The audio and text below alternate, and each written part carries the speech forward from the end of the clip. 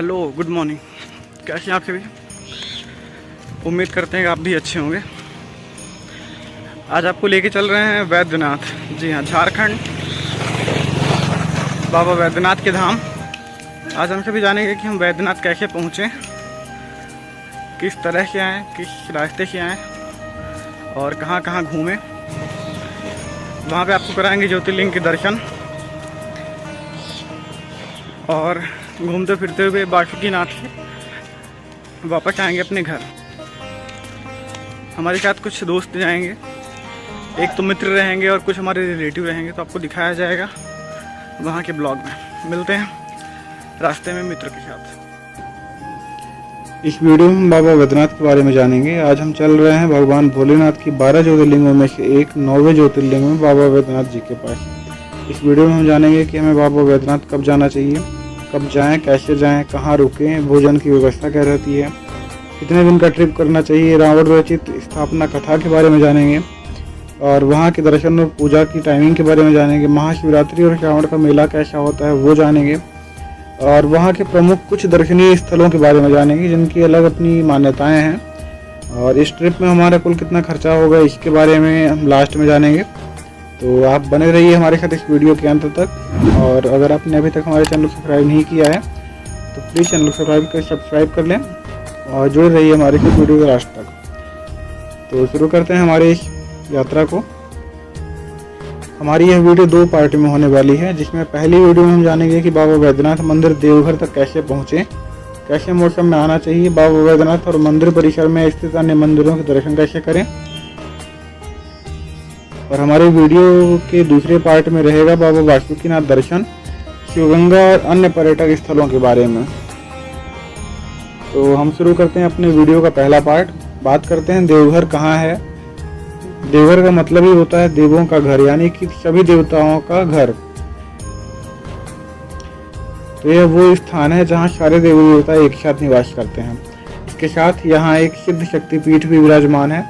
कहते हैं कि माता सती के वियोग में जब भगवान शिव माता सती के पार्थिव शरीर को लेकर पूरे ब्रह्मांड में भ्रमण कर रहे थे, तो भगवान विष्णु के सुदर्शन के द्वारा सती माता के शरीर को कई टुकड़ों में विभाजित कर दिया गया था।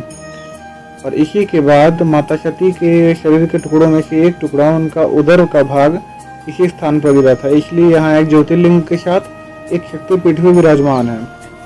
अब जानते हैं ट्रांसपोर्टेशन के बारे में कि हम यहाँ तक कैसे पहुँच सकते हैं। तो आप यहाँ हवाई, सड़क और रेल मार्ग तीनों सुविधाओं के साथ आ सकते हैं। पहले जानते हैं वायु मार्ग के बारे में। तो वैद्यनाथ मंदिर में सबसे नज़दीकी हवाई अड्डा देवघर हवाई अड्डा है, जहाँ पर देश के कुछ एयरपोर्ट से हवाई उड़ान भरी जा रही हैं, क्योंकि अभी कंप्लीट पूरी तरह से चालू नहीं हुआ है। तो अगर आपके शहर से देवघर हवाई अड्डे के लिए फ़्लाइट नहीं मिलती हैं तो आप रांची स्थित बिरसा मुंडा एयरपोर्ट आ सकते हैं, जो 260 किलोमीटर की दूरी पर है, और आप वहां से टैक्सी लेकर देवघर आ सकते हैं। इसके अलावा आप पटना स्थित जयप्रकाश नारायण इंटरनेशनल एयरपोर्ट पर आ सकते हैं। इसकी दूरी भी लगभग 260 किलोमीटर ही है देवघर से। और इसके साथ नेताजी सुभाष चंद्र बोस इंटरनेशनल एयरपोर्ट कोलकाता में आप वहां भी उतर सकते हैं, जिसकी दूरी देवघर से लगभग 327 किलोमीटर दूर है। अब बात करते हैं रेल मार्ग से आने के लिए। तो देवघर मंदिर के सबसे नज़दीकी railway station Deoghar railway station है, जो कि मंदिर से 7 से 8 किलोमीटर दूरी पर स्थित है, जहां पर सारी ट्रेनें नहीं रुकती हैं। तो अगर आपके शहर से देवघर आने के लिए कोई ट्रेन ना मिले तो आप अपने शहर से जसीडीह रेलवे स्टेशन के लिए बुकिंग कर सकते हैं, जिसकी दूरी वैद्यनाथ मंदिर से लगभग 7 से 8 किलोमीटर की रहती है। जहाँ से अगर आप टैक्सी या ऑटो लेते हैं तो टैक्सी में आपको 400 से 500 तक, और ऑटो वाले आपको 20 से 30 रुपये पर हेड शेयरिंग चार्जेस में ऑटो में ले सकते हैं। अगर आप बाई रोड आना चाहते हैं तो आप किसी भी स्टेट टूरिज्म की बसों से, स्टेट टूरिस्ट वाली बसों से आ सकते हैं, और यह अपनी सुविधा अनुसार अपने खुद के वाहन से भी आ सकते हैं। और अगर आप बस से आते हैं तो बस वाला आपको देवघर न्यू बस स्टैंड में पहुँचा देता है। वहाँ से आप ऑटो ले सकते हैं, और ऑटो लेने के बाद आप देवघर में स्थित टावर चौराहे पे आ सकते हैं। टावर चौराहे से मंदिर की दूरी लगभग 600 मीटर रहती है, वहाँ से आप पैदल जा सकते हैं। अब देवघर पहुँचने के बाद सबसे पहले आपको रुकने के लिए, फ्रेश होने के लिए और सामान रखने के लिए एक रूम देखना होगा, क्योंकि मंदिर में सामान रखने की कोई व्यवस्था नहीं होती है। तो आपको आपके सामान को रूम में ही छोड़ के जाना पड़ेगा। तो आपको टावर चौक के आसपास ही कुछ होटल और कुछ अच्छे धर्मशाला मिल जाएंगे जहां आप रुक सकते हैं। यहाँ पर रुकने के लिए आपको धर्मशाला, आश्रम, कुछ गेस्ट हाउस और प्राइवेट होटल मिल जाते हैं जो कि अच्छे किराए पर मिल जाएंगे, जिसमें होटल का किराया लगभग 400 रुपये से लेकर 2500 रुपये तक आपके अनुसार लिया जा सकता है। और यही किराया सावन के पीक सीजन में 1000 रुपये से 4000 रुपये तक देखने को मिल सकते हैं। कुछ धर्मशाला और आश्रम आपको बता रहे हैं जहाँ पर भी आप रुक सकते हैं, जो कि बहुत स्वच्छ और अच्छी जगहों पर हैं, जैसे शांति सरोजनी आश्रम, गौरी आश्रम, योग माया निवास आश्रम, ज्ञान गंगा आश्रम। इनके अलावा आप झारखंड के पर्यटन विभाग द्वारा संचालित वैद्यनाथ विहार होटल में भी रुक सकते हैं। अब बात करें खाने पीने की, तो देवघर में आपको नाश्ते और खाने की कोई दिक्कत नहीं होने वाली है।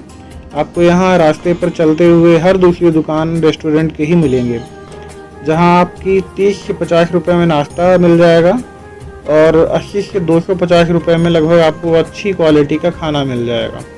यहाँ पर एक आदमी के खाने का खर्चा लगभग दिन भर का 300 रुपये से लेकर 400 रुपये तक का रहेगा। अब जानते हैं मंदिर दर्शन के बारे में। यहाँ पर आपको सारे टाइमिंग बताए गए हैं, आप इन्हें देख लीजिएगा।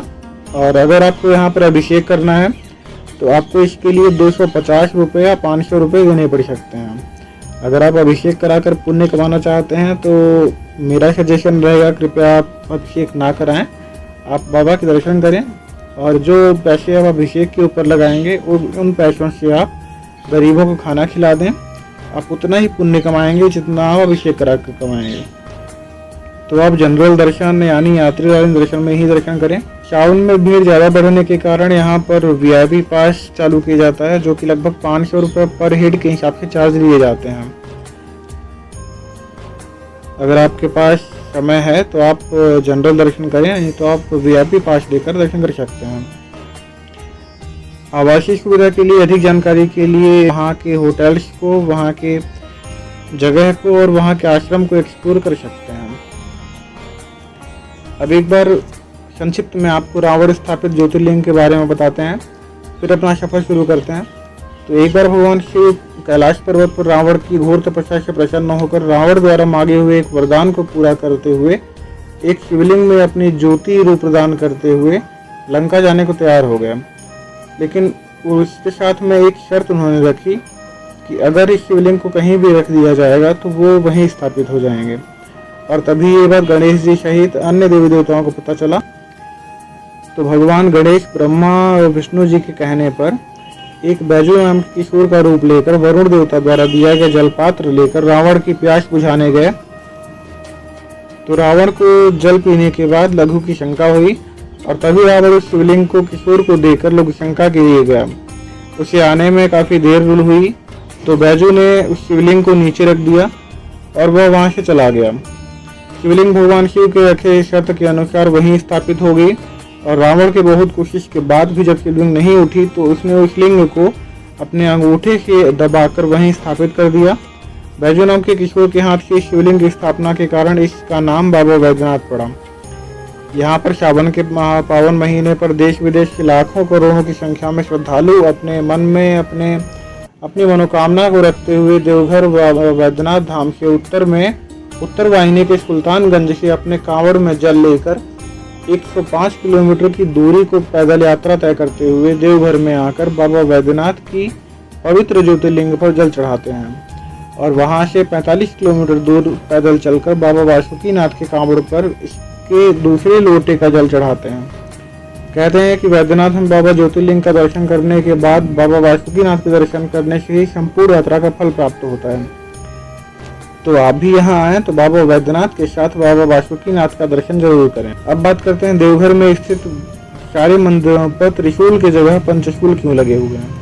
आपने हर जगह के मंदिरों में त्रिशूल लगे देखे होंगे, लेकिन यहाँ के हर मंदिर में आपको लगभग पंचशूल ही देखने को मिलेंगे, जिसे महाशिवरात्रि के 2 दिन पूर्व उतारा जाता है।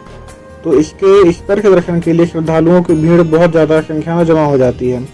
इस पंचशूल को उतार कर अच्छे से सफाई करके वापस से इसे मंदिर के ऊपर लगाया जाता है। पंचशूल लगाने के अर्थ यहाँ पर देवी देवता मंदिरों की पूरी तरह से रक्षा करते हैं। हम आपको 2023 के सावन के अंतिम दिन 30 अगस्त का अपडेट दिखा रहे हैं।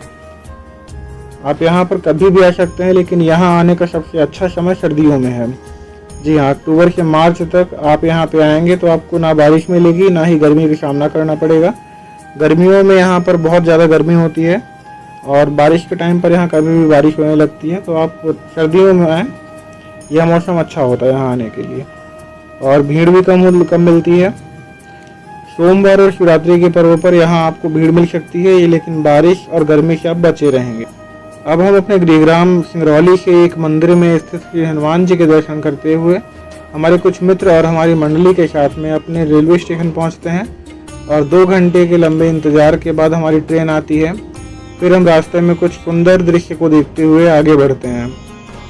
हमारी ट्रेन आसनसोल के लिए आगे बढ़ रही होती है। हमारी सीटें एक जगह पर नहीं थी। स्लीपर क्लास में यस 2 से लेकर यस 8 तक हम बैठे हुए थे, कुछ लोग एसी में बैठे हुए थे। इसी तरह समय निकालते रात हो जाती है और हम सभी खाना खाते हैं। खाना खाने के बाद सोने की तैयारी में लग जाते हैं। तभी हमारे साथ बैठे एक पैसेंजर के साथ एक घटना हो जाती है और इस घटना से हम सब डर जाते हैं। इस भाई का फ़ोन चोरी हो जाता है। ये सो गया था अपना फ़ोन चार्जिंग पर लगाकर और हमारी खुशियों में एक छोटी सी आपत्ति और डर यहाँ पर समा जाता है। फिर ऐसे ही धीरे धीरे रात कटते हुए हमारी ट्रेन पहुँचती है आसनसोल और यहाँ से भी हमारी ट्रेन लेट मिलने वाली थी, तो हमने यहाँ थोड़ा आराम किया और थोड़े मज़े लिए अंकल जी से। फिर हमें आसनसोल से जसीडीह के लिए ट्रेन मिल गई और हम आसनसोल सुबह होते ही एक सुंदर नज़ारे के साथ जसीडीह रेलवे स्टेशन पहुँचते हैं। ट्रेन को बाय बाय बोलते हुए स्टेशन के बाहर आकर ऑटो से पहुँचते हैं टावर चौक तक और वहाँ से पैदल चलकर हम पहुँचते हैं साईं होटल में। इस होटल में रुकने की वजह ये है कि यहाँ से मंदिर में भीड़ की स्थिति का पता चल जाता है और हम अपने सामान को रख के नहाकर मंडली के साथ भगवा धारण करके निकलते हैं मंदिर के लिए। अभी थोड़ी भीड़ है तो मंदिर के रास्ते लगभग 4 से 5 किलोमीटर घुमाए गए हैं। अब हम बोल बम और हर हर महादेव के नारे लगाते हुए और जयकारे के साथ पिंजरे जैसे जालीदार रास्ते से होते हुए मंदिर परिसर के पास पहुंच जाते हैं।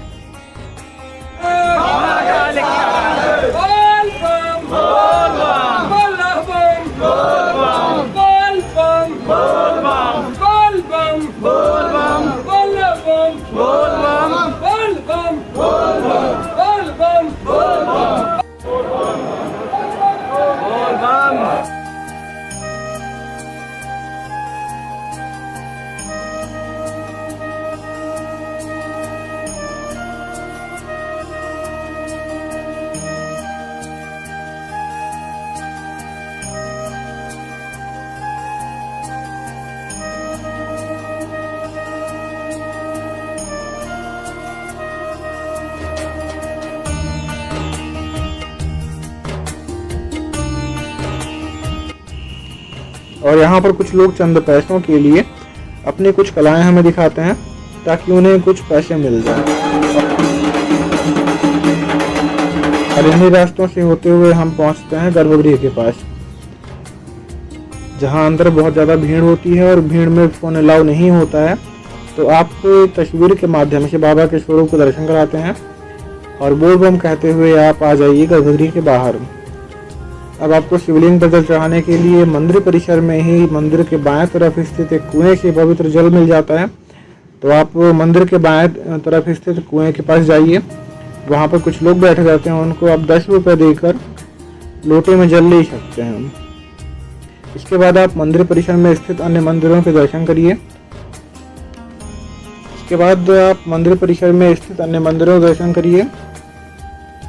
जिनमें वैद्यनाथ मंदिर, माता पार्वती मंदिर, जगत जननी माता मंदिर, गणेश मंदिर, श्री ब्रह्मा मंदिर, गायत्री माता मंदिर, काल भैरव मंदिर, श्री हनुमान मंदिर, मनसा देवी मंदिर, सरस्वती मंदिर, सूर्य नारायण बंगला मंदिर, रामचंद्र मंदिर, श्री माँ गंगा मंदिर, आनंद भैरव मंदिर, त्रिपुरा मंदिर, तारा मंदिर, काली माता मंदिर, अन्नपूर्णा माता, नर्मदेश्वर भगवान, लक्ष्मी नारायण मंदिर और नीलकंठ महादेव की मंदिर है यहाँ पे।